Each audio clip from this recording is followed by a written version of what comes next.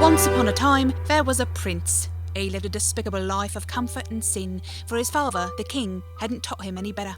And also because the prince was a bit of a sociopath. He dreamed of being the lord of the land once his father died, but being last in the line of succession that included 3 brothers, he assessed his chances as remote. But he had a hard heart and a harder head. This is where his story ends. Prince, please, young prince. Begone. Your worship, if you could see it in your heart. Busy. My prince, a moment? Clean yourself up and wait here. I'll be back. Maybe. For his 10th birthday, the prince received a silver sword. His brothers threw it into the river. For his 16th, he got a golden sword. His brothers threw that in the river too. It wasn't always the healthiest environment for a boy, but he was a prince. He never did run out of swords. Ah, the prince. On this day, however, no number of swords were what was needed. You've never looked down in your life, have you? I'm here in the grass. What the devil? Where? Fool! Watch where your ridiculous lumbering steps take you. I'm only a small worm. You'll crush me. What does a talking worm want with a prince? Why, I only want what's best for you, my liege. Your happiness is my happiness, after all.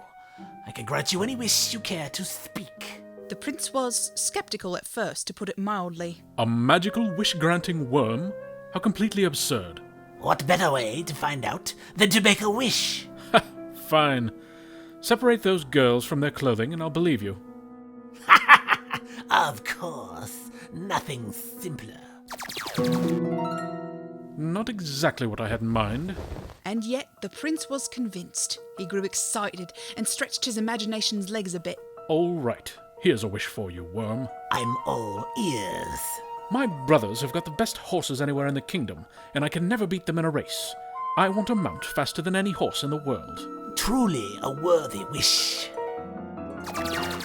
Well, hey there, pal. You looking for a set of wheels today? Because we can have you back out the lot in style in no time flat. I'm not looking for a motor vehicle. Funny thing then you being here. I mean, we got motor cars, motorcycles, motor balloons, and my personal favorite, the motor demolisher. But they all got motors, buddy. You try my patience, worm. Oh, give it another try, your highness. I feel certain I'll get your intent with the next wish. The prince heaved a great sigh and thought for a moment. Then it came to him. Here then. My brothers have all the prettiest women upon their arms, and I'm left with the dregs. Let me sleep with the most beautiful woman in the world. Unbeknownst to the prince, the most beautiful woman in the world had been a star of the city's opera company. A worthier wish was never spoken. Also unbeknownst to the prince, she had been dead for 60 years. Damn you, worm! Damn you to the 9 bloody hells! You twist my words and... Please, prince, I can sense that I have mispleased you. Once more, just once more. Being buried alive had brought out the worst in the prince. He didn't even need to think for his next wish. I want my bloody brothers dead!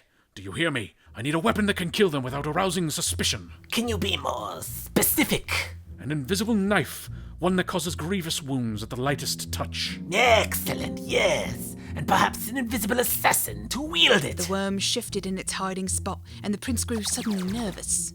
Here we are, and a bloodthirsty look on him to boot. The prince couldn't see whatever had been conjured, but knowing it was there excited him anyway. Where is he? Assassin? Assassin! What is he doing? Killing everyone! Can't he see what he's doing?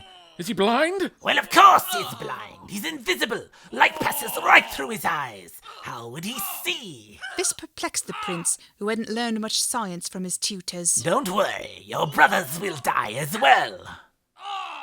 You're not a worm. You're a snake. A bloody viper. Worm, snake, what's the difference? I have granted your every wish, and why should we stop now, boy? The snake gazed from its thicket, and the prince felt his heart beat faster. His mind was swimming, but he knew the snake was right. One simple wish could salvage the day and make the throne his. All right, you beastly devil. I wish to be the ruler of the kingdom, commander of the armies. I wish to be highest in the land. Now that I'm simply sure I can manage. The snake spoke it true. Every princeling in the castle that day died, and it wasn't much longer before their father fell ill too. Funny thing, that.